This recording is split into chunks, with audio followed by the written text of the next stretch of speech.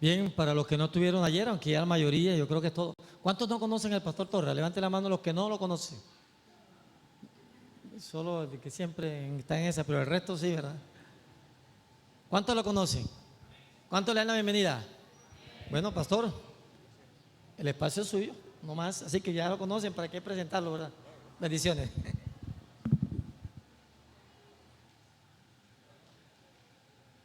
Buenas tardes, hermanos. Qué bueno verles aquí en la iglesia adorando a Dios, porque a eso venimos a la iglesia, ¿verdad? A adorar a Dios.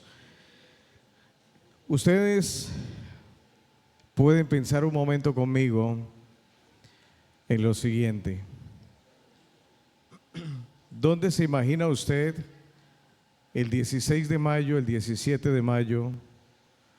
16 es hoy, ¿verdad? ¿Dónde se imagina usted el 16 de mayo del año 2027? El hermano dio la respuesta. No sabemos. Gracias. Esa es la verdad. Uno supone que va a estar, si vive en Arauca, pues en Arauca. Pero no sabemos realmente. Ahora, la pregunta un poco más allá. ¿Usted se imagina dónde va a estar en 10 años? ¿En 10 años?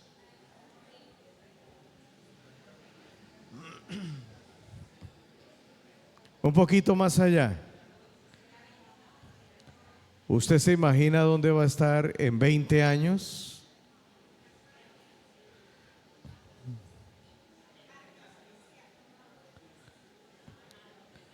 Esperamos que en el cielo. Pero si Cristo no ha venido de aquí a 20 años, ¿usted se imagina cómo será físicamente?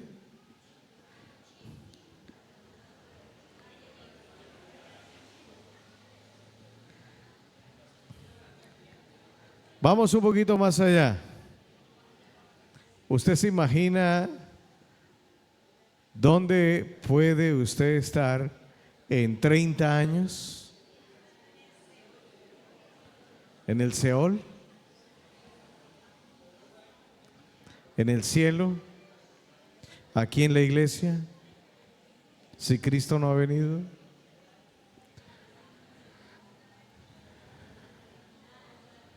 Mi esposa me acaba de preguntar, mientras estaba aquí cantando, Danielita, gracias por la alabanza, ¿dónde vas a estar el próximo sábado? Y inmediatamente me llegó la fecha, la agenda, y le dije, pues con la ayuda de Dios voy a estar en Chitagá el otro sábado, del frío de Arauca al calor de Chitagá.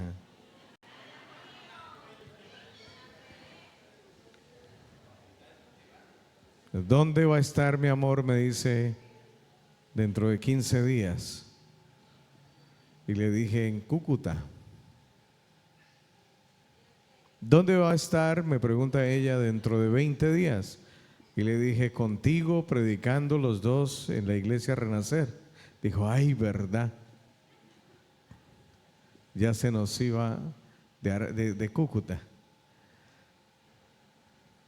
Tenemos una agenda, ¿verdad?, de unos meses, pero no de años. Pero es interesante que Dios tiene para nosotros una agenda de eternidad. En la agenda de Dios sí ya estamos planificados y predestinados en Cristo para la eternidad. ¿Por qué digo en Cristo?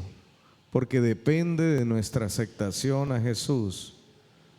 Estaremos en su agenda en la eternidad.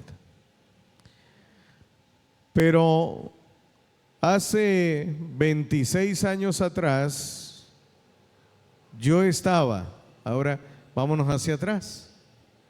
¿Dónde estaba usted hace 26 años? Yo hace 26 años estaba en el distrito de Pamplona. Llegué para la segunda semana de marzo. Recibí el distrito de Pamplona el 15 de marzo. Hace 26 años conocí a Marquitos y hoy lo veía aquí porque hace 26 años él estaba allí en Pamplona también cantando en la iglesia. El profe Marcos. Yo siempre le he dicho Marquitos, ustedes lo conocen como el profe Marcos. Y estaba en la iglesia cantándole a Dios. Pero ni él ni yo nos imaginamos que 26 años después íbamos a estar un sábado de tarde aquí reunidos en esta iglesia, también yo escuchándolo cantar las alabanzas a Dios, con la diferencia que 26 años después él iba a estar aquí en la plataforma con su hija cantando. ¿Dónde estaba usted hace 20 años? Yo hace 20 años estaba en Tame. Era el pastor de Tame. Y Julia hace 20 años estaba en Tame. Y Alex también, pero no eran novios. Eran dos jóvenes. Alex todavía no estaba en la iglesia. Julia sí. Hace 20 años. Así es la vida que usted camina. Yo vine a predicar aquí por allá como en el año 2006, la primera vez también, 2005 creo. Y conocí a Martín y a su esposa y a otros de ustedes. Dios me dio la oportunidad de volver a predicar luego y otra vez. Creo que he tenido 3 campañas acá. Pero nosotros los seres humanos nos afanamos por muchas cosas. Y el sabio Salomón, después de afanarse y de enredarse la vida, porque cuando uno se afana se enreda la vida, él finalmente llega a unas conclusiones increíbles y cada día trae su afán. Cada día. Pastor Joel alguna vez se enfermó y un día yo le pregunté y le dije, ¿cómo logró, pastor? Dijo, entendí que debía vivir un día a la vez con Cristo. Hoy Dios nos da la oportunidad, hermanos, de estar en Arauca, a ustedes y a mí. Puede ser que en 10 años no estemos varios de los que estamos aquí en Arauca. Habrá quizás otra generación, habrán otras personas, tal vez, otras iglesias. Pero hoy nos corresponde entender algunas cosas relacionadas con la misión. Y ahora conecto con lo que anoche les venía hablando. Anoche les estaba hablando de 4 ejes estratégicos. Para recordarlos, alguien me dice el primero. Comunión. ¿Con quién? Con Dios. El segundo, identidad ¿con quién? Con Cristo. Tercero, unidad ¿en quién? En el Espíritu. ¿Para qué? Para el servicio. Y cuarto, misión para todos. Se lo van a aprender, ¿cierto que sí? Ustedes lo van a graduar, lo van a grabar ahí en la memoria. Primero, comunión con Dios. Segundo, identidad con Cristo. Tercero, unidad en el Espíritu para el servicio. Y cuarto, misión para todos. El primero está relacionado con nuestro Padre Celestial, con Dios, comunión con Dios. El segundo es con el Hijo, identidad con Cristo. El tercero es con el Espíritu Santo, unidad en el Espíritu para el servicio. Y el último, misión para todos. ¿Quién se los aprendió los 4? Para decirle que le traigan un vaso de agua. ¿Quién se los aprendió? A ver, hermana.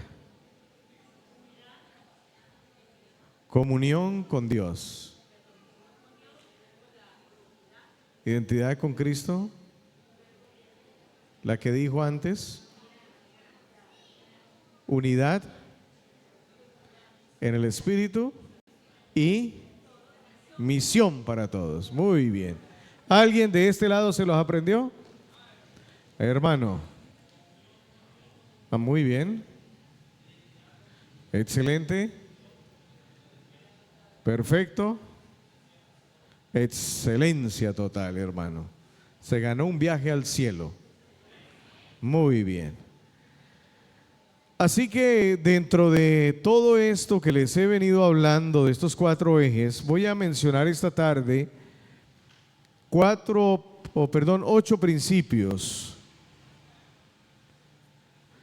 en el que íbamos anoche, donde dice identidad clara, 8 principios. En la filmina, bien. Identidad clara, 8 principios. Voy a mencionar 8 principios. Primer principio.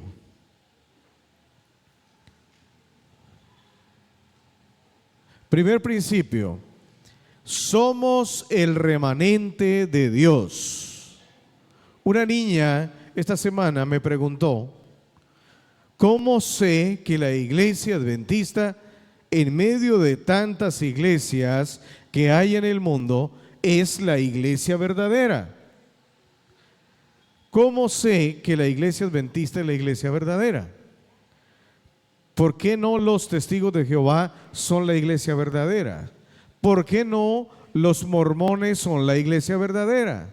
¿Por qué no la iglesia cuadrangular es la iglesia verdadera? ¿Por qué no la iglesia católica es la iglesia verdadera a la luz de la Biblia? ¿Por qué sí la iglesia adventista es la iglesia verdadera? ¿Alguien me puede ayudar? ¿Por qué creen ustedes que la iglesia adventista es la iglesia verdadera?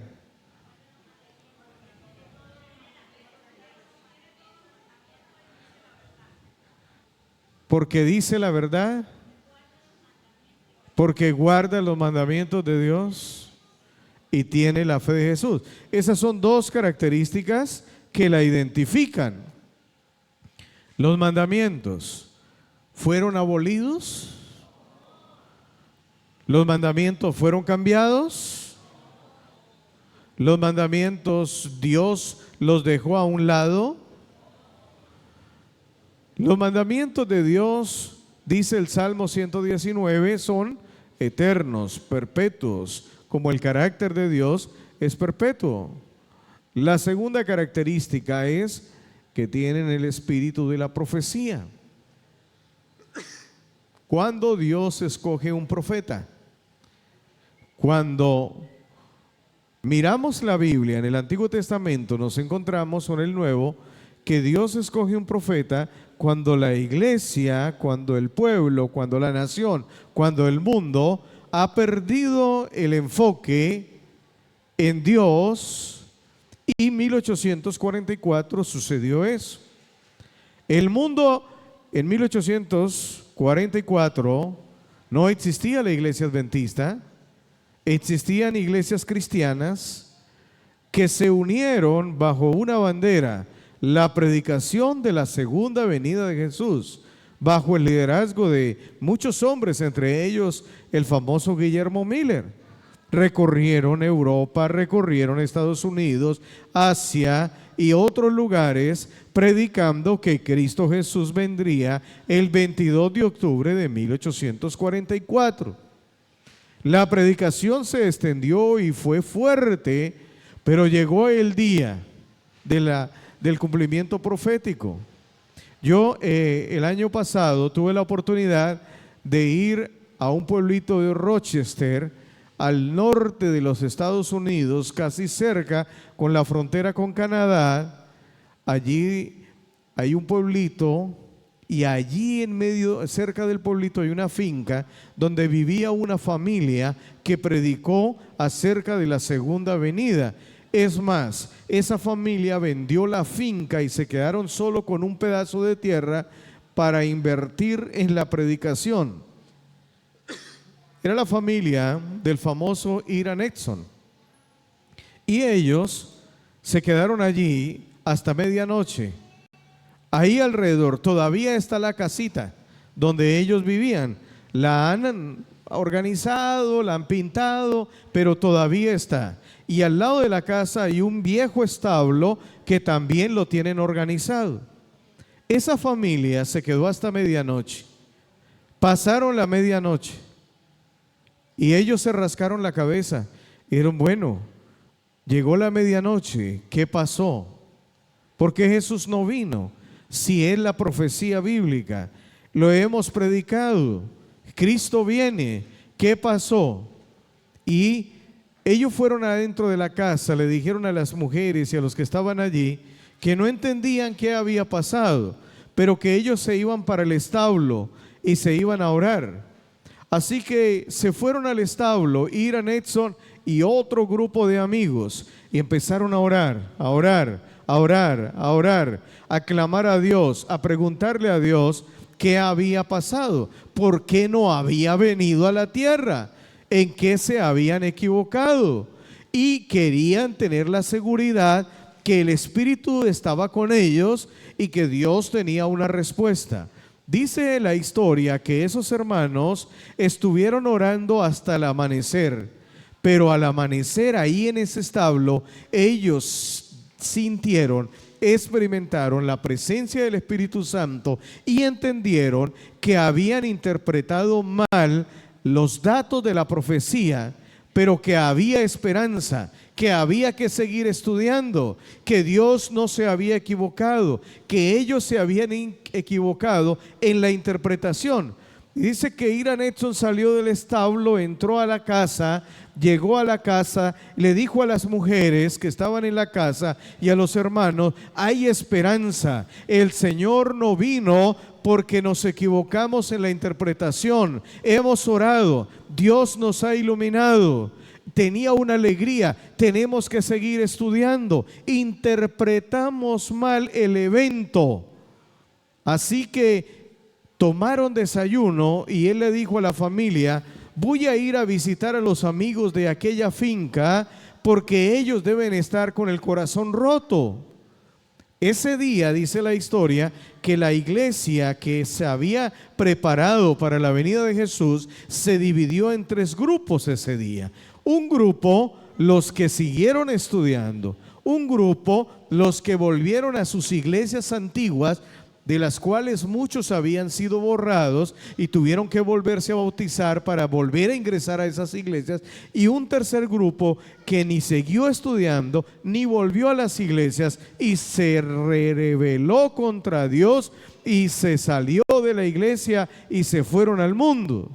Pero este grupo de la casa de Iran Edson, ellos quedaron esa madrugada de rodillas, ahí en ese establo. Ahí uno puede entrar, hay un lugar para orar hoy día. Y ahí ellos se arrodillaron y ellos clamaron a Dios. Y al amanecer, después del desayuno, ellos dijeron, vamos a ir donde los vecinos, porque el corazón de ellos debe estar partido, dolido. Así que se fueron.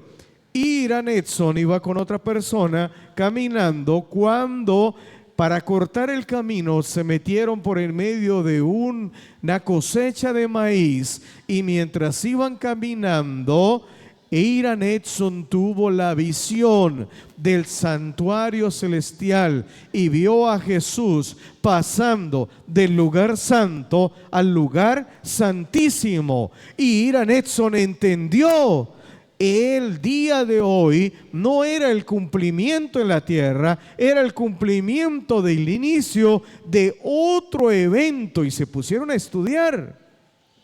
A medida que ellos estudiaban y estudiaban, vino sobre ellos la luz y entendieron que ese día, 22 de octubre de 1844, es el día que inicia el juicio investigador.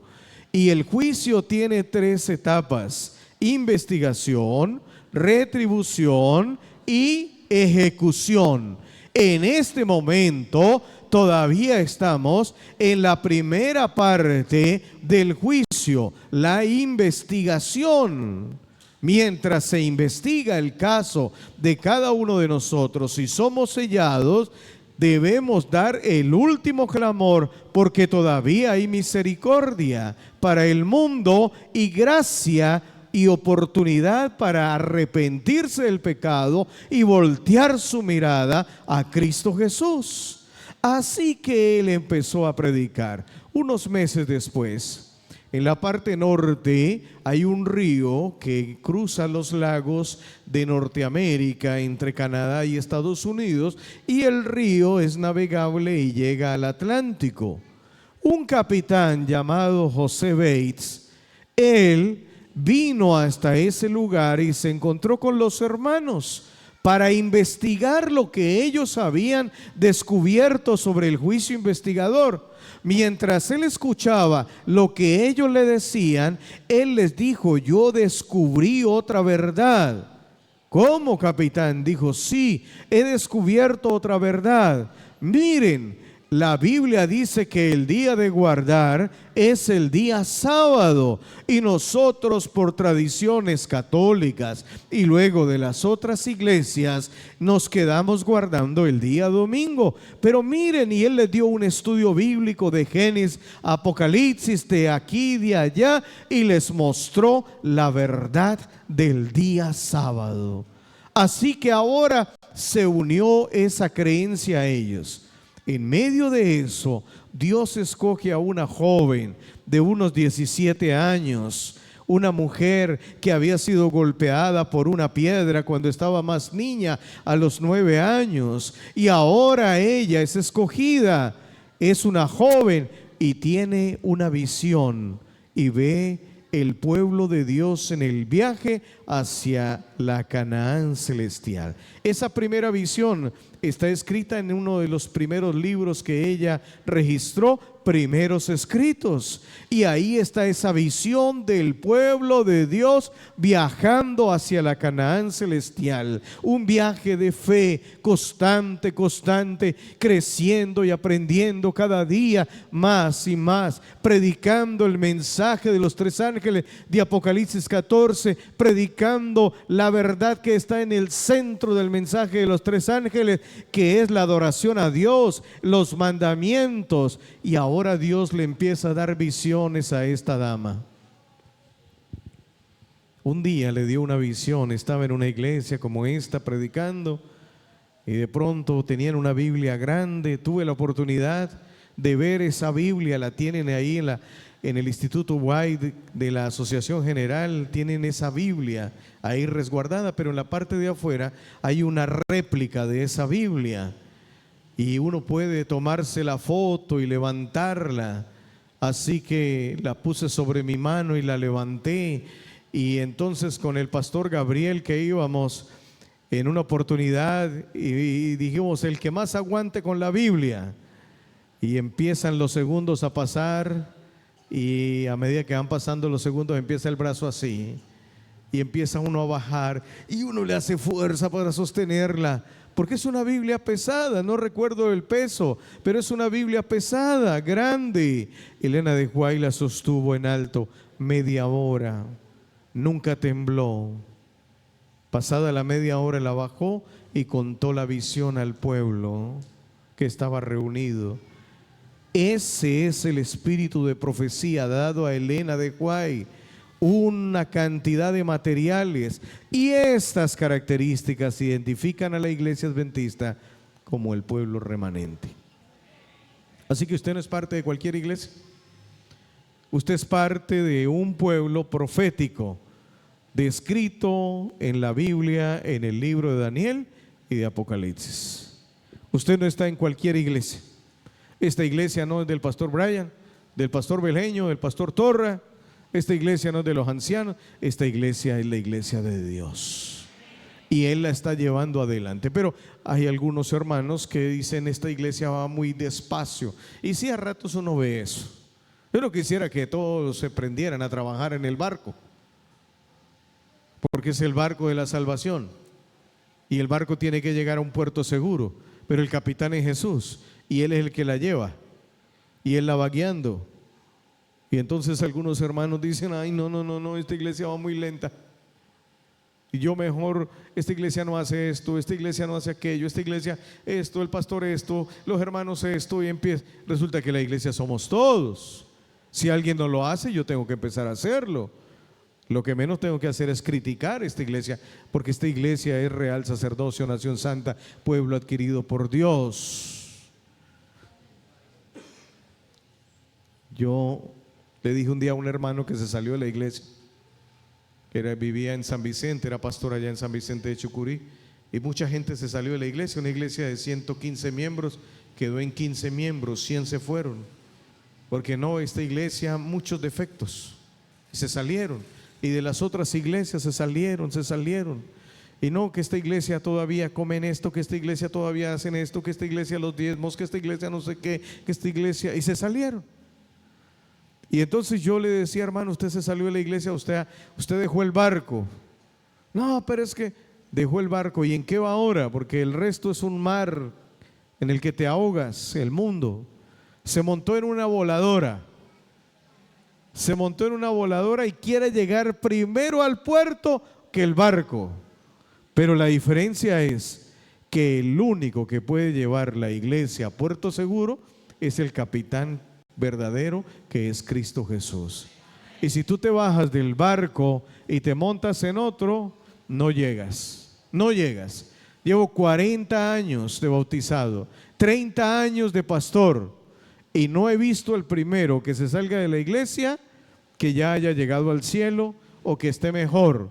Por lo general lo que veo es gente que se sale de la iglesia, se montan en lanchas que van a toda velocidad, pero las veo naufragar cada rato. Las veo que naufragan y tiene que la iglesia tirarles el salvavidas y vuelven otra vez a la iglesia. Algunos abandonan el barco por los vicios de este mundo. Algunos abandonan la iglesia, vuelven otra vez al licor, vuelven otra vez a los malos hábitos, vuelven al mundo. Hermano querido, esta iglesia es la iglesia remanente. Nunca abandone esta iglesia. Es el primer principio. El segundo principio, nuestra prioridad es ser una iglesia que transforma, no una iglesia que solo impresiona. El propósito de la iglesia es la transformación de la vida del ser humano. Ese es el propósito de la predicación, de la visitación, de todo lo que se hace en la iglesia. Queremos una iglesia que transforme, una iglesia que realmente ame. Porque lo que cambia a un ser humano no son las reglas, lo que cambia a un ser humano es el amor. Me pidió un día una docente, pastor, escríbame un artículo sobre cómo mejorar las conductas disruptivas en niños menores de 5 años. Es decir, cómo ayudar a los peladitos que hacen las pataletas para que no las hagan más. Si le preguntamos a mi abuela, dijo 2 correazos, mijo, y verá que eso lo arregla. Un torcido, si en la iglesia no se porta bien, un torcido en la pierna, así le queda un moradito y la uña enterrada, pero eso lo arregla. Pero resulta que ahora eso no funciona. Ahora usted le hace eso y rapidito van y buscan un abogado de esos peladitos y le ponen una demanda y se la ganan. Y hasta puede usted ir a la cárcel y el chinito se queda en la casa. Porque este mundo está diferente. Bueno, yo me puse a averiguar qué es lo que cambia a una persona. Me puse a leer la Biblia, el Espíritu de Profecía, me reté a investigar y me metí a internet y entré en un foro de docentes, de educadores, gente de experiencia desde México hasta Argentina. Y hice la pregunta. Apreciados docentes, ayúdenme con esta pregunta. ¿Qué es lo que puede hacer un ser humano para cambiar una conducta disruptiva de un niño menor de 5 años? Y empezaron a escribirme. ¿Sabe? La palabra en que todos coincidían era el amor. No era un foro adventista, pero era gente de experiencia. Y todos llegaron a decir que lo que cambia a un ser humano es el amor. Es el amor. Cuando alguien se siente amado, cambia. Algunos docentes se les llena de rabia. Mi hijo me ha hecho reír, el mayor, porque algunas veces ha hecho reemplazos en el colegio INAC y yo le digo, ¿cómo le ha ido con los muchachos de 10, de 11? Dice, uy papá, no, es terrible, esos muchachos son tenaces. ¿Y qué ha hecho? Y los ha mandado a coordinación. Dijo, me da dolor mandarlos allá, que la coordinadora les haga una anotación y me gana un problema, un enemigo. ¿Qué ha hecho? Dijo, mire papá, ¿qué días uno era una chica, dijo papá, pero cansona en el salón, no dejaba dictar clase, no dejaba hacer nada. Y yo le dije, mira, voy a dejarles un taller, háganme un taller que necesito hablar con esta joven. Y la muchacha se quedó así y le dijo, venga, hagan ustedes el taller, 5 o 10 minutos y ya vuelvo. ¿Y qué hizo? Dijo, la saqué del salón, todos se quedaron allá. Algunos se vinieron a ver para dónde la iba a llevar. Yo le dije, al taller. ¿Y qué hizo? Dijo, no, tan solo la saqué del salón, me quedé mirándola y le dije, ¿qué te hace falta? ¿Por qué estás hoy tan cansona? ¿Por qué quieres dañar la clase? ¿Qué problema tienes? ¿Desayunaste? Sí, profe. ¿Tienes problemas en la casa? Y la niña empezó a llorar. Y él le dijo, mira, todo hay solución. ¿Tú has orado alguna vez? Y la muchacha dijo, no, yo no oro. Yo, le dice él, cuando he tenido muchos problemas, cosas, yo he orado y Dios me ha ayudado. ¿Usted quiere permitir que yo haga una oración por usted? Porque Jesús la ama a usted y la escucha y va a escuchar esta oración. Usted me permite y hacemos una oración y ponemos ese problema en las manos de Dios. No necesitas contármelo, pero Jesús ya lo conoce. ¿Quieres que ore? Y si las lagrimitas le corrían y ella le dijo sí. Así que mi hijo hizo la oración, le dijo, solo cierre los ojos y oremos. Hizo una oración al punto. Cuando abrió le dijo, ¿estás bien? ¿Estás mejor? Y ella dijo, sí, profe, esto era lo que yo necesitaba. Vamos a entrar al salón. Vas a estar mejor, ¿verdad que sí? Sí, profe. Ok, vamos. ¿Y qué pasó? Dijo, entró al salón, esa muchacha se quedó, se metió en el taller, empezó a aportar. Dijo, mientras hice los reemplazos, nunca más esa muchacha volvió a molestar. Y entonces otros dijeron, ella les contó. Así que cuando alguien molestaba, alguno, que usted sabe, siempre hay alguien que molesta y dice, profe, aquí hay uno que necesita oración. Aquí hay otro que necesita oración. ¿Saben? A ratos eso es lo que necesitan. Sentirse amados a través de una oración. Una iglesia que transforme.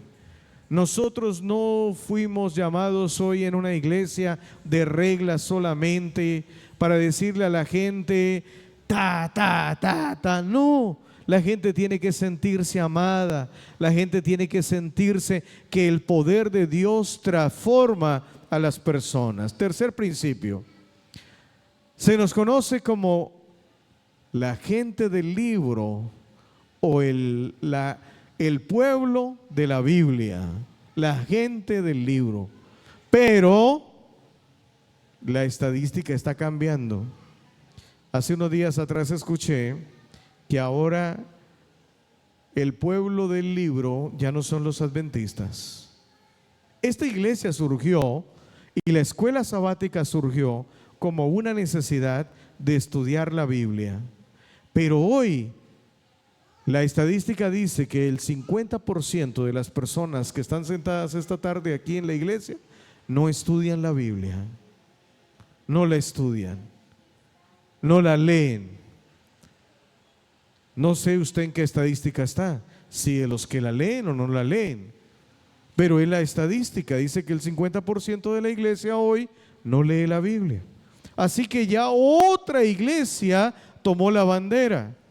Hoy la gente no toma tiempo para investigar. Un escrito está. Entonces nos toca a la puerta un testigo de Jehová.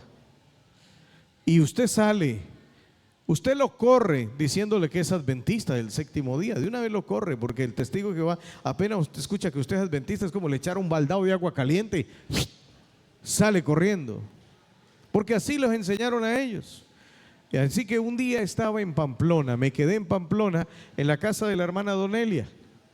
Habíamos desayunado, de pronto alguien tocó y Donelia, ella me dijo, tío, hágame el favor y abra la puerta. Y yo me fui, abrí la puerta, y dos señoras, buenos días, me dicen ellas. Yo le dije, buenos días. Y me di cuenta que eran testigos de Jehová. Les dije, cuéntenme, ¿qué les puedo ayudar? Y sacaron la Biblia y empezaron a explicarme. Yo no les dije que era pastor, yo no les dije que era adventista, yo no les dije que estudiaba la Biblia, solamente las escuché. Me hablaron de Isaías como unos 40 minutos. Yo no les contradije. Al finalizar les dije, gracias, muy lindo mensaje. ¿Sí? ¿Podemos volver? Yo les dije, claro, todas las veces que quieran.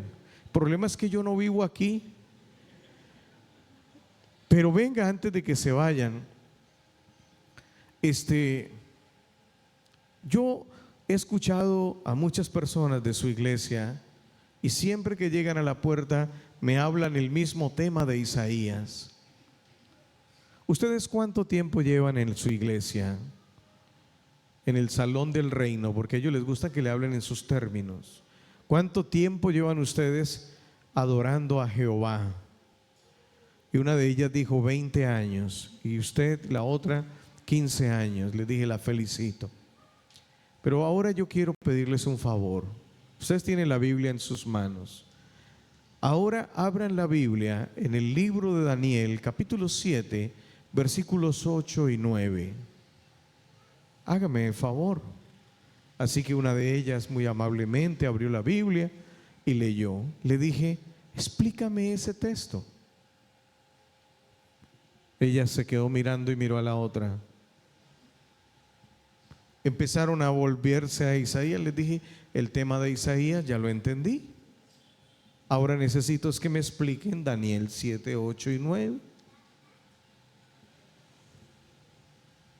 Ellas quedaron mudas. Les dije, voy a hacerles una pregunta con sinceridad. Ustedes me la van a responder ante Jehová. ¿Alguna vez en los 20 años, en los 15 años, habían leído Daniel 7, 8 y 9? Capítulo 7, versículo 8 y 9. Y una de ellas con sinceridad me dijo, nunca. Le dije, pero la Biblia es palabra de Jehová. No es solamente una parte, es toda la Biblia. ¿No será que ustedes están perdiendo el tiempo? ¿No será que ustedes se codificaron solamente para un tema cuando la Biblia tiene tantas cosas que enseñarles? Les dije, ¿me permiten y yo les explico? Una de ellas dijo, no, tenemos afán. Les dije, pero yo no tuve afán. Y las escuché aquí amablemente 40 minutos. Creo que por cortesía ustedes deben regalarme un tiempo. Una de ellas empezó a interesarse y me dijo, sí, señor, ¿qué entiende usted? Y yo empecé a hablarles de la visión del trono de Dios, del inicio del juicio, de la venida del Hijo del Hombre. Les hablé del capítulo 7, de la profecía que estaba allí, como unos 30 minutos. Y les dije, ahora quiero orar por ustedes. Ay, no, ¿por qué si yo quiero dirigirme a Jehová? Pero es que usted cree en Jehová, igual que ustedes. Y Jesús, le dije, es mi Salvador igual que el de ustedes. Quedaron perdidas esas damas. Y yo hice mi oración y les dije, vayan e investiguen la Biblia. Se dieron media vuelta y una de ellas no se aguantó y me dijo, ¿usted de qué iglesia es? Le dije, si yo le digo, usted se va a prejuiciar. No, no piense en iglesias. Piense que usted y yo somos hijos de Jehová. Ay, no, pero díganos, díganos. Finalmente la otra, que estaba más receptiva, dijo, usted tiene que ser adventista. Y le dije, ¿por qué? Dijo, porque los adventistas sí leen la Biblia. Pero hermanos, esa estadística está cambiando. Nuestros hermanos en la iglesia no están leyendo la Biblia. Y ese es el tercer principio. Necesitamos una iglesia que lea la Biblia. Necesitamos una iglesia que coja la Biblia, la lea, la investigue, que conozca las profecías, que sepa qué dice el libro de Daniel, de Apocalipsis, las profecías de Zacarías, las profecías de Malaquías, las profecías de Ageo, las profecías de Sofonías, de Nahum, de Habacuc, de Abdías, que conozca las profecías que Jesús predicó, que conozca las promesas, que sepa dónde es que la Biblia dice esto, dice aquello, que conozca las historias de la Biblia. Pero para que eso se dé, usted tiene que venir a la iglesia, a las clases de laicos. Usted tiene que sentarse en su casa y leer la lección de la escuela sabática. Uno aprende mucho con la lección de la escuela sabática, ¿sí o no? Esta semana, por ejemplo, ¿ustedes ya hicieron la lección de la escuela sabática de hoy? ¿De qué habla la lección de hoy? De la fe. De la fe. No es que como es la lección de esta semana, yo empiezo mañana. No, hay una lección para hoy. Así que en la mañana, igual que todos los días, es sábado. Ay, no, pero es que yo hoy con lo que vaya a la iglesia, con eso tengo. No, su culto personal el día sábado es también importante. Que usted se alimente el día sábado de la palabra, que luego usted se venga a la iglesia ya alimentado. Aquí se viene a unirse con los hermanos y adorar al Señor. Principio número 4. Nuestras iglesias necesitan un cambio de contenido, no de formato. Los cambios cosméticos no transforman los corazones. Algunas veces queremos parecernos a las iglesias evangélicas. No necesitamos tratar de parecernos a nadie. No, lo que necesitamos es una iglesia que tenga un cambio de contenido. De pronto puede ser que podamos variar, ¿no? Esta mañana aquí variaron. Yo no pasé con nadie a sentarme en la plataforma, pero igual hubo la alabanza, hubo los diezmos, las ofrendas, hubo la oración, la meditación. ¿Podemos cambiar el formato? No, el contenido, algunas veces horarios, cosas así. Pero lo que necesitamos es una iglesia que entienda que estos cambios deben ser la transformación del corazón. Es ahí donde debe cambiar el contenido en nuestra vida. Debe vaciar nuestra alma ante Dios y debemos dejar que el Espíritu Santo venga y transforme nuestra mente. Nuestro cerebro es una cosa increíble. Ustedes saben que el órgano que nosotros tenemos, que es uno de los más pequeños, o creo que el más pequeño que tenemos en el cuerpo, son las neuronas, y que tenemos millones. Hay tantas neuronas, dicen los investigadores, como la cantidad de estrellas que hay en la Vía Láctea. Son las neuronas. No solo tenemos neuronas en el cerebro, tenemos neuronas en el aparato digestivo, especialmente en el colon. Hay neuronas. Por eso, si usted está mal del estómago, está mal del cuerpo, está mal de la mente. Por eso hay que tener cuidado con lo que uno come, porque muchas de las cosas que comemos nos inflaman los órganos internamente, y el cortisol entonces permanece elevado porque usted enfermo está mal, y todo eso lo altera. Debemos hacer cambios de contenido, cambios de lo que comemos, cambios de estilo de vida, cambios de esto, cambios de aquello. Tener un cuerpo sano,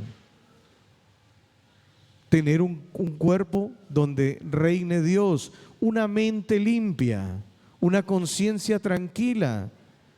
Que no llegue la noche y usted esté con la conciencia abrumada. ¿Saben cuántas personas están enfermas en el mundo de la salud mental?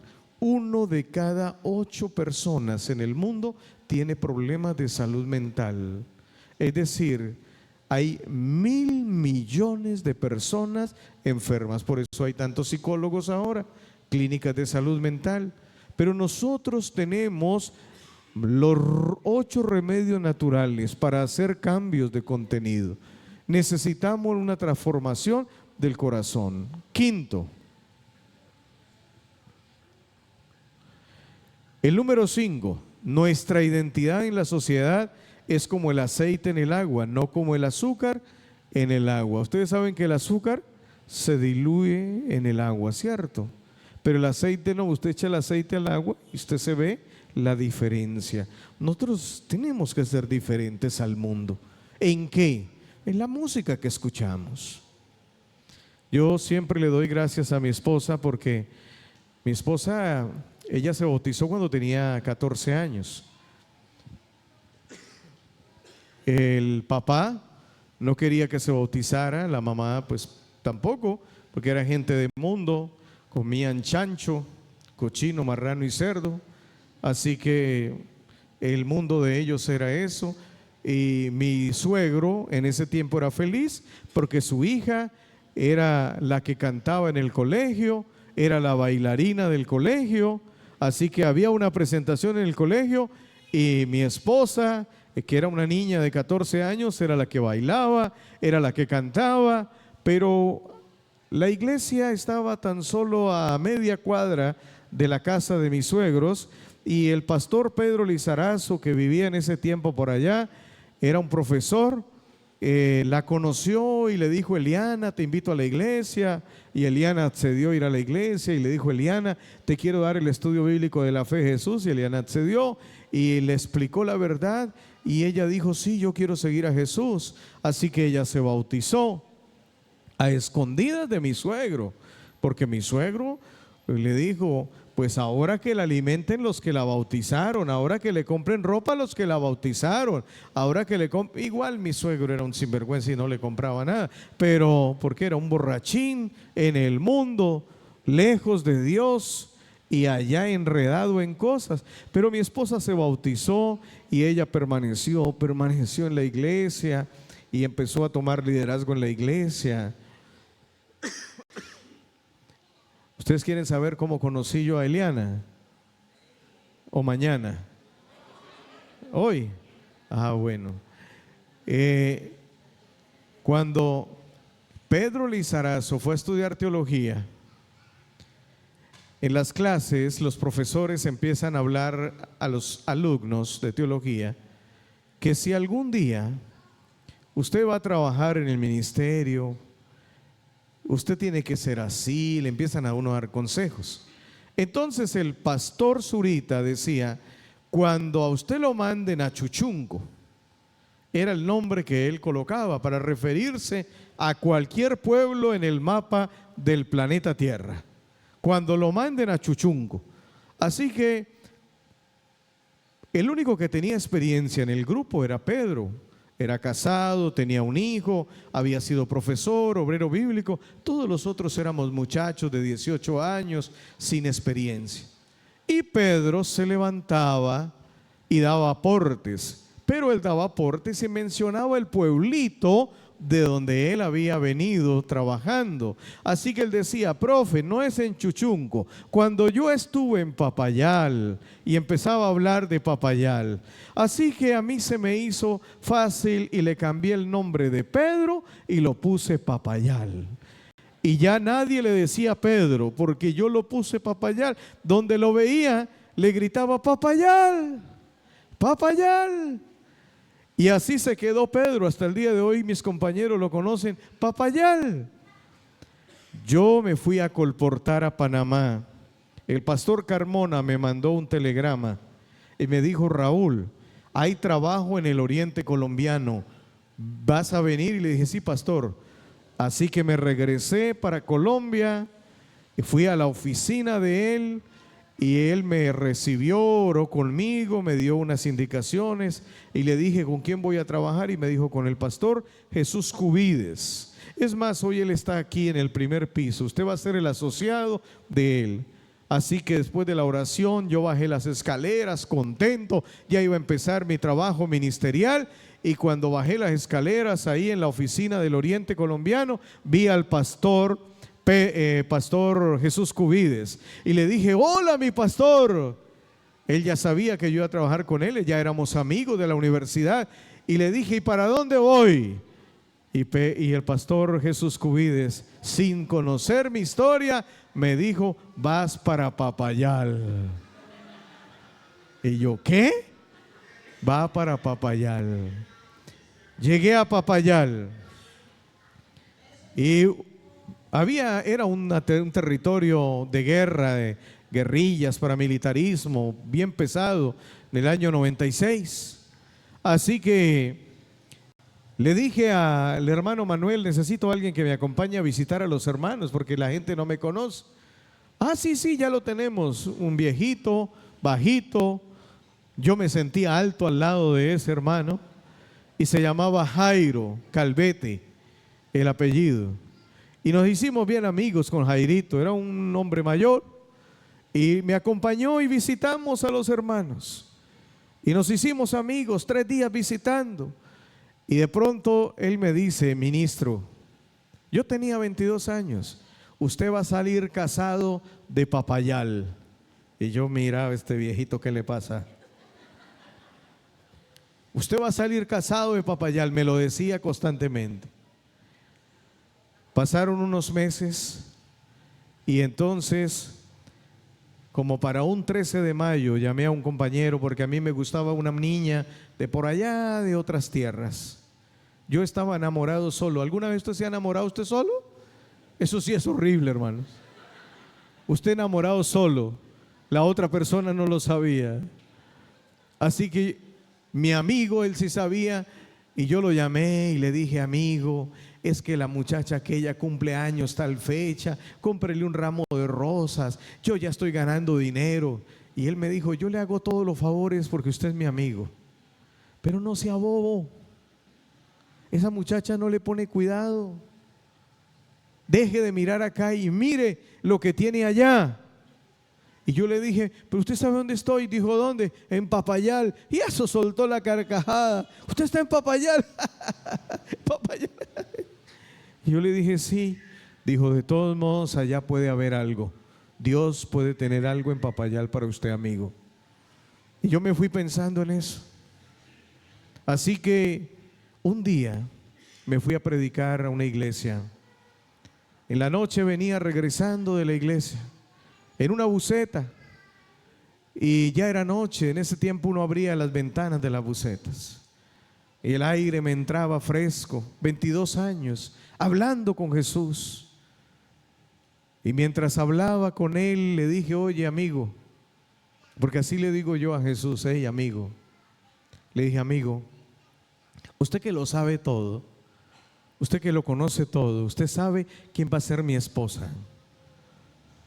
Nelson me dijo esto y esto, mi amigo me dijo esto y esto. Hagamos una cosa, amigo, usted que lo sabe todo, deme el nombre y yo la busco. Y yo le dije al Señor Jesús: deme el nombre y yo la busco. E inmediatamente me llegó a la mente Eliana. Y yo dije: ¿cuál Eliana? Yo no conozco ninguna Eliana. ¿Por qué no me dijo el nombre de...? Yo ya tenía otro nombre en mente. ¿Por qué me dijo ese?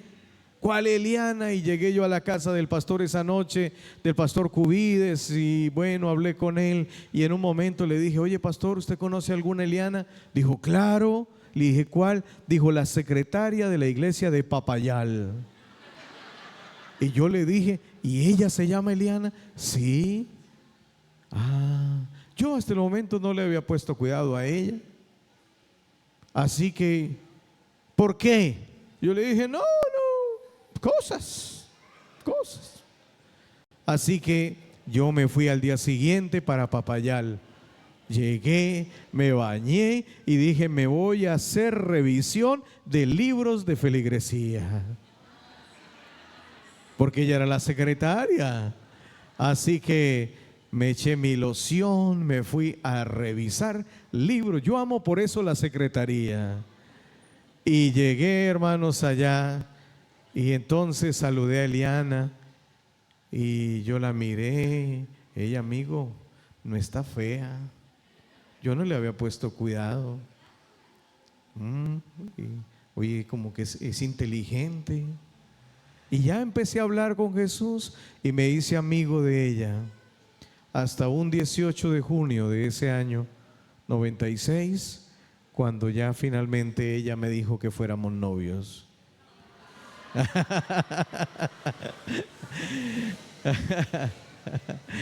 Hermanos, ese día yo le dije que fuera mi novia. Hasta ya le hice una canción. Me fui montado en una bicicleta. Me llamaban los muchachos Santropel, que era una bicicleta esas grandotas. Me tocaba buscar un andén para poderme bajar, si no me caía. Y ahí empezó. Cuando ya nos íbamos a casar, ella me dijo, ¿sabes una cosa, amor? Un día antes de casarnos le dije que, me dijo, mi papá un borracho. Mi papá se ofendió cuando yo me bauticé.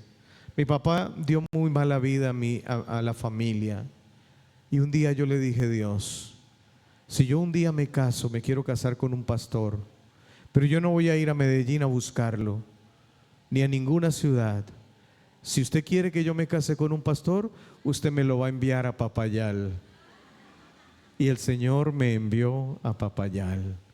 Y como les dije anoche, ahora ya llevamos 28 años, 4 meses, como 25 días y como 19 horas y 50 segundos de bendiciones con esa mujer que Dios escogió para mí. Hermanos queridos, nuestra identidad con Cristo debe ser algo que marque la diferencia en la vida de oración, en la vida de estudio, en la misión, en la fidelidad, en la iglesia. Nosotros no podemos ser lo mismo que el mundo. Nosotros tenemos que marcar la diferencia en la universidad. Tenemos que marcar diferencia. Y entonces cuando nos casamos con Eliana, ella me dijo, amor, le voy a pedir un favor. Como a mí me gusta mucho la música del mundo y yo me aprendo muy fácil una canción, me dice ella, le voy a pedir un favor. Nunca vaya a comprar música que no sea de adorar a Dios. Y en estos 28 años jamás he comprado una música que no sea para adorar a Dios.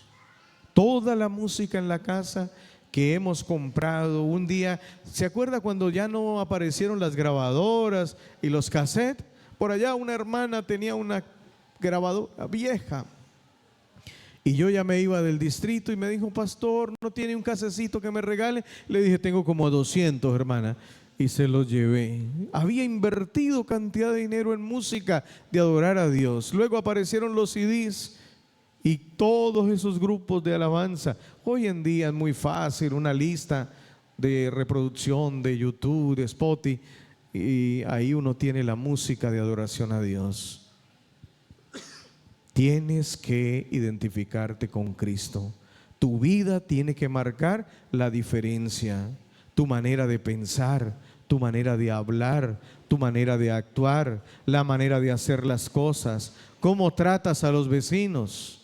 Cuando vas a sacar el carro y el vecino atravesó el carro y usted va de afán porque tiene que llegar a predicar, ¿qué hace usted? Le echa el carro al vecino, le dice cuántos pares, son 3 moscas, ¿qué hace usted? Me ha pasado. Y mis hijos dicen, pero papá, es que mírelo, ¿cómo lo va a atravesar ahí? Y yo, tranquilos, el diablo quiere que actuemos mal. Vamos a actuar bien. Tengámosle paciencia al vecino. Él no sabía que íbamos a salir. Él llegó de afán. no sé, tantas variables. Finalmente el vecino aparece y entonces, vecino, vamos a salir. Ay, qué pena, vecino. Y rápido lo corre. Y el problema, pero si yo voy y le rayo el carro o le parto un vidrio, le corro el carro, qué problemonón el que yo me meto, qué imagen la que yo, y eso que es el pastor, y eso que no sé qué. No, tenemos que tener una identidad en la sociedad en la que vivimos, en el trabajo, en todos los lugares. Llegué a un banco, hice una fila porque iba a consignar en ese tiempo antiguo que uno iba a los bancos a consignar. Hoy en día todo es la clave, la llave y la transferencia. Y ahí una fila largotota como de 3 horas. Ahí uno avanzando este paso. Hasta que llegué. Y cuando llegué, detrás mío venían unas personas, pero se habían cansado y se habían ido. Solamente había una abuelita. Y la abuelita, ya no faltaba sino yo para pasar, y la abuelita se me coló. Y yo le dije, pero madrecita, hay 2 cabinas, tranquila, ya vamos a pasar los 2. ¡Ay, yo estoy cansada! ¡Ay, pa! Y yo le dije, está bien, siga. Pasó allá y me tocó esperar otro rato. El sábado llegué yo a la iglesia a predicar. Y cuando miro para la banca, así donde está el hermano, ahí estaba la viejita. Agachó la cabeza. Nunca la levantó en todo el sermón. Cuando salí, no quería saludarme. Yo fui, la busqué, la abracé y le dije, tranquila, yo entendí el cansancio suyo. Se puso a llorar. Yo no sabía que usted era el pastor, perdóneme. Le dije, es que no se trata de que sea el pastor, se trata de que nosotros no debemos equivocarnos en esas cosas. Se trata de que nosotros debemos ser prudentes. Se muere alguien, ¿cómo reaccionamos en el pleito de la sucesión, de la herencia? Si usted quiere ver unos hermanos divididos, vayan a pelear una herencia. ¿Y la tierra sigue ahí? ¿Cuántas personas han vivido en Arauca? Hasta Bolívar pasó por aquí a pie y a caballo. ¿Cuántas personas? Las tierras quedan ahí, las casas se vuelven feas, las casas se caen, vuelven y se levantan. Debemos tener una identidad como en medio de la sociedad. Principio número 6. Nuestro compromiso es ser la voz de Dios, no el eco de la cultura. Queremos acomodarnos mucho a la cultura, ¿no? Mi hijo me dice, papá, ¿por qué no se pone anillo? Y yo le digo, porque, pues no sé, no lo necesito. Estoy casado, pero no lo necesito, papá, pero... Y dije, no, pues hay gente que se lo pone y yo respeto a los que se lo ponen, pero yo no lo necesito. Voy viajando con alguien y me dice, es un frío, uy, está bueno como para tomarnos un cafecito. No, tranquilo, si a usted le gusta, tómeselo. ¿Y usted no toma café? No, nunca lo he probado, no sé a qué sabe eso. No sé a qué sabe. Yo no lo he probado. Nunca en la casa me lo dieron. No lo necesito, nunca lo voy a probar. Pero si usted lo quiere tomar, eso es su problema. Yo no lo voy a juzgar. Usted no se va a condenar. Esto es problema suyo. Pero yo no. Es decir, nosotros no somos el eco de un cambio cultural. Yo lo tengo bien claro. ¿Por qué me pongo una corbata? Por respeto a ustedes, porque es parte de una cultura cristiana. Pero yo veo que hay gente que no se pone esto, tampoco lo condeno. No somos parte del eco de una cultura. Nosotros tenemos un compromiso y es ser la voz de Dios, llevar el mensaje de los 3 ángeles al mundo que está pereciendo. Número 7. Nuestra metodología nunca debe entrar en disputa con la teología. Cuando la metodología y la teología entran en conflicto, la metodología siempre gana. Siempre se cede y entonces se desvirtúa la verdad. Así que tenemos una teología, unos conceptos claros, unos principios. Los principios no cambian, hermanos. Yo me acuerdo cuando vivíamos en el tiempo que al otro lado, pasando el río este pequeñito que hay aquí por aquí cerca, que se llama el Arauca, que uno lo pasa ahí caminando suavecito, y al otro lado daban unas cédulas, pero había que decir unas mentiritas. Y entonces ahí la teología pelea con la metodología. Y la metodología que era, eso es normal. Ayer hablaba, antes de ayer, con un hermano y le dije, yo sabía que usted tenía cédula venezolana, ¿qué pasó? Dijo, un día me metí para el Nula, me la revisaron y eso era falsa y me la rompieron en la cara y me iban a meter allá a un calabozo y me tocó ponerme a decirles, ay no, perdónenme, yo me regreso para mi país, pero no me van a hacer eso. Teología, metodología. No, es que vivimos en la frontera de la ilegalidad. Eso no es problema. Yo no le veo nada mal a eso. Y si de pronto lo relacionamos con las costumbres, pero ¿qué es lo malo, pastor? Yo no le veo nada malo a esto, pastor. Y la gente empieza a pelear con la metodología. Hay una teología clara, hay una doctrina clara, hay unas creencias bien establecidas. No tenemos que ponernos a pelearlas y a darle vueltas a ver por dónde podemos quebrantar. No, lo que tenemos es que aprender a obedecer lo que Dios ya estableció. Y queridos, el número 8, la gran certeza, quienes hacen la obra de Dios usando los métodos de Dios, lograrán los resultados ¿de quién? De Dios. ¿Entendieron eso? Quienes hacen la obra de Dios usando los métodos de Dios, lograrán los resultados que Dios espera. Lo que tenemos es que hacer lo que Dios dice. Para que me entiendan, este último punto. David ahora es nombrado rey. David dice, wow, el arca del pacto había sido robada por los ¿qué? Filisteos. Yo soy amigo de los filisteos, así que voy a pedirle que me la entreguen. No vamos a pelear. Se va hasta donde los filisteos. Amigos filisteos, hola, soy el rey David. Ok, un favor, me devuelven el arca del pacto. Ustedes la tienen como un Dios, para nosotros tiene otros significados. Allí se manifiesta la presencia de Dios. Queremos que nos la devuelvan. No, sí, claro, rey David, se la vamos a devolver. Está bien, nos encontramos en tal lugar, ahí se la llevamos. Y la iban llevando. David envió unos levitas, algunos hombres fueron. Y de pronto los bueyes que iban tirando donde iba allí establecida el arca del pacto, pareció que se iba a caer el arca, así que Usa extendió la mano y la sostuvo para que no se cayera, pero inmediatamente Usa murió. Y David, ¿qué pasó? El arca, Usa metió la mano y se murió. No traigamos el arca, no la traigamos a Jerusalén. ¡Qué miedo! No. Llévensela a alguien. ¿A quién se la llevamos? ¿A quién se la llevamos? Pin marido, pin huega. Obededón, el geteo. Pónganle la casa de Obededón. Y Obededón, trago amargo. Imagínense, era la presencia de Dios y la volvieron pelotica de ping-pong. Nadie la quería. Así que Obededón le dijo a la esposa, mi amor, nos mandaron el arca del pacto, arreglemos ahí la sala. La vida de Obededón y su esposa cambió.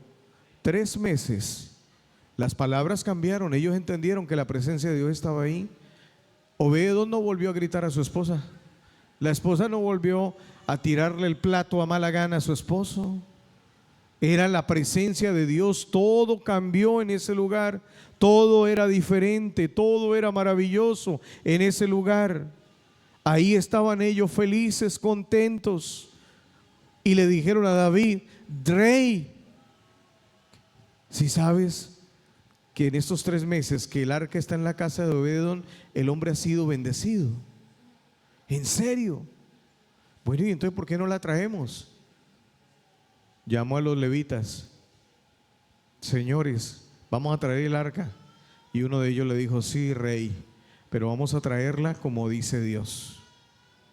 Vamos a hacer las cosas como dice Dios. ¿Cómo así? Y la vez pasada, ¿qué pasó? La estábamos trayendo como si fuera un dios de los filisteos. Ellos montan a sus dioses en unas cosas tiradas por toros. El Señor le mandó a hacer unas argollas, unas varas especiales, y los levitas la deben cargar sobre sus hombros. Ay, estábamos haciendo las cosas con otros métodos. Si queremos ver resultados de Dios, tenemos que hacer las cosas como Dios lo ha establecido, como Dios lo ha dicho. Por eso es que nosotros debemos estudiar la palabra y los escritos de Elena de White para conocer lo que Dios pide, lo que Dios quiere. Viene el hermano y me dice, pastor, me enamoré de una mujer, es espectacular. ¿Y quién es? Es fulana de tal, pero hay un problema, no es adventista. Y le dije, ¿y qué va a hacer? Y pastor, cáseme, ella es una buena mujer, mire que yo tuve esta, tuve aquella, malas mujeres, pero esta es espectacular. Y le dije, no la puedo casar. ¿Por qué, pastor? Porque la Biblia dice, no unáis en yugo desigual, porque no hay comunión entre la luz y las tinieblas. No te puedo casar. Es más, si te casas, te voy a llevar a la junta de la iglesia y a la junta administrativa y te vamos a quitar el cargo de diácono y te vamos a censurar. Qué injusto, pastor. Le dije, no, yo no soy injusto. Dios dijo que así son las cosas. Han pasado 18 años, me lo encontré qué días, lo abracé, es mi amigo. Amigo, ¿ya se bautizó tu esposa? Cada día se pone más dura. Ya está mayor, debería usted ir a visitarme. Le dije, bueno, voy a tratar de sacar algún tiempo para ir a visitarla. Le dije, ¿cómo han sido estos años? Duros, pastor, duros. Para permanecer en la iglesia me ha tocado doblar el doble de rodilla, el doble de oración, el doble de estudio. Me toca dejarla. Que se va para una fiesta, pues váyase, que me llegan a las 4 de la mañana, ¿yo qué voy a decir? Pues estaba en una fiesta y así me casé con ella. Y así, y la amo, y amo a Dios. Y eso es una lucha, pastor. Lo que Dios dice en su palabra es la verdad. Por eso la gran certeza es que quienes hacen la obra de Dios usando los métodos de Dios, lograrán los resultados de Dios. Queridos, que Dios les ayude a ustedes a permanecer fieles hasta el día final, a hacer lo que Dios quiere, a vivir estos principios que les he mencionado y experimentar el gozo de la salvación. Creo que vamos a terminar con una oración, pero vamos a entregar una Biblia. Vamos a entregar la Biblia a alguien, pero no ha llegado. ¿Sí está? Ok, entonces vamos a invitar a alguien que vamos a entregarle una Biblia este día, y la Biblia es una Biblia bien linda para Jesús David Uribe Segura. ¿Dónde está Jesús David? ¿Dónde está Jesús David? Está allá afuera. Venga, Jesús. Está cumpliendo hoy 10 años de haberse bautizado. Venga, Jesús, tranquilo, solo queremos darte un regalo. Y él le da pena, a mí también me daría pena. Tranquilo, Jesús, nos alegra que estés aquí. Todavía no es, pero ya está cerquita. Es el 21, bueno, la mamá quería que fuera hoy porque el 21 es como el miércoles, algo así, o el jueves. Así que, ¿cuántos quieren felicitar a Jesús David? 10 años de haberse bautizado. No solo él, creo que la mamá también, ¿cierto? Venga, la mamá está por ahí, venga. Y vamos a hacer una oración por ellos dos. Jesús, yo llevo 40 de bautizado, ¿yo? Así que le llevo 30. Solo que usted creció más que yo. Así que Jesús, Dios te bendiga, ¿oyó, hijo? Y bendiga a su mamá y bendiga sus planes. Estás joven. ¿Cuántos años tenías cuando te bautizaste? 7 añitos, ok. Así que tiene 17 decisiones en la vida, pero sigue las que dice aquí el libro, ¿yo? Y te va a ir bien. ¿Sí o no, hermanos? ¿Cuántos quieren orar también por Jesús David y su mami? Pónganse de pie, hermanos, y oramos por ellos. Y le damos gracias a Dios. Oremos. Querido Padre que estás en el cielo, esta tarde nos hemos reunido aquí para aprender. Recordamos 8 principios y queremos hacer las cosas como tú las dices, Señor, para ver los resultados tuyos. Pero queremos finalizar este momento entregando la vida de todos nosotros en las manos tuyas, pero de manera especial darle hoy gracias porque este 21, en pocos días, Jesús David cumple 10 años de haberse bautizado. Era un niñito cuando llegó a las aguas del bautismo. Ahora es un joven, simpático, fuerte, con muchos sueños, con muchas decisiones. Pero Señor, guárdalo siempre con tu poder. Cuídalo de peligros, de enfermedades, de cosas extrañas. Y que todas las decisiones que Él tome en su vida hacia el futuro sean bendecidas por tu poder. Bendice a su mamita también. Bendice a toda su familia. Y hoy como iglesia nos alegramos y pedimos que tú los bendigas. En el nombre de Jesús. Amén y amén. Felicitaciones, hijo. Firme hasta el día final, ¿oyó? Dios te bendiga. Dios la bendiga, hermana. Pueden bajar. Bien, pastor José Beleño y pastor Brian, ¿qué parte sigue? Ordenación. Entonces son de diáconos, diaconisas.